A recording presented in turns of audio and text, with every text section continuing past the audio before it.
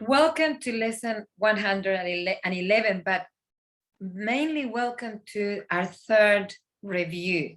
So from now on, the next 10 lessons will be reviewing what we've learned until now since the last practice period. So one of the things with the review is to really have an opportunity to get the ideas and the concepts and the practice a little bit deeper, grounding these changes really. So the practice that we've been doing until now, and the 5 minutes here and 5 minutes there, will create some awareness, but it might not really create enough changes. Your commitment is really important at the moment, your commitment to create more peace, and your commitment might be guided or might be the result of your suffering. So if you're very uncomfortable with what you're finding within yourself, because you're realizing that your mind has, is constantly thinking, and it has really negative thoughts, and it really affects the way you feel, and therefore affects your relationships and affects your health and so on, then I assure you that you will commit to these changes, to these practices, because you have come to a point that you know that you had enough.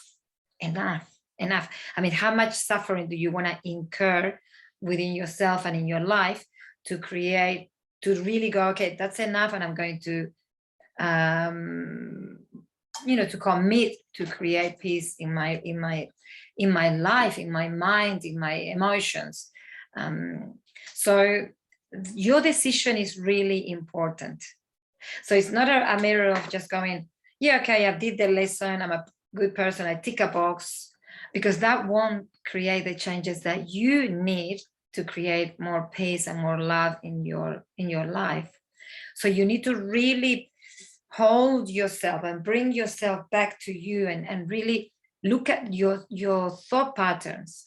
Look at the way you boycott yourself in regards to not doing the lessons, or just skipping lessons and going, well, no, I'm not gonna, can't be bothered, I don't need it, blah, blah, blah, blah, blah. All this story that we create in our minds. Look at all that as part of the practice, and then go back and just commit to keep doing the practices. This is a good time at the moment to catch up, to review, and as I said, to see your mind a little bit clearer. What we're doing at the moment is it's observing our thoughts, or observing the way we think, and the way we judge, and the way we judge ourselves, and therefore how our thinking affects our bodies. So our bodies might be always and that intention, and the shoulders really tight, and the stomach with a knot, and sore throat, or you might have an illness, or you might have very chaotic or conflicted relationships, or difficulties at work, or not have enough money, or so on, and so on. You can pick, and you can identify exactly what are the issues that you're struggling at the moment. But the practice is to observe what's going on, observe the way you think about it, and bring yourself back to connecting to the mind of God, to that mind that is very powerful, to that mind that knows it all and that creates miracles. So it is like going to one way, going one way, and then suddenly realizing that way is not the right way, and you had already a path going here, and now you need to go through another way, and this way is full of trees, and and you have to sort of cut trees and open up, create a new path. Yeah, this is a different perspective, this is a different way of thinking, of looking at our worlds, of living, of relating with ourselves and others. So it's completely different to what you're used to. So just be patient until you start getting the idea of how this works, and and start seeing the miracles within yourself and in your perception and in your world. So stick to it, don't give up, and assess your commitment and see how you boycott yourself and see if you can transcend that. So the practice today says, miracles are seen in light. I cannot see in darkness. Let the light of holiness and truth light up my mind and let me see the innocence within. So this is what I've been saying until now. We're looking through this darkness, through this mind that is full of judgment and very busy mind and very strong emotions and very tight body. It's very hard to see clearly from that perspective. And I'm sure you have come to realize that.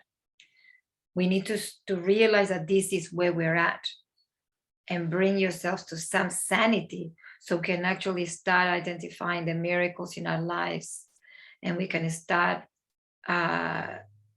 being empowered in the way we relate, being empowered in the way we think, being empowered in the way we feel, rather than being victims of everything. You know, someone says something and you're already on the floor, someone says something else and you already have a stomach ache, and so on. A lot to realize. And the second part of the lesson is, miracles are seen in light, and light and strength are one.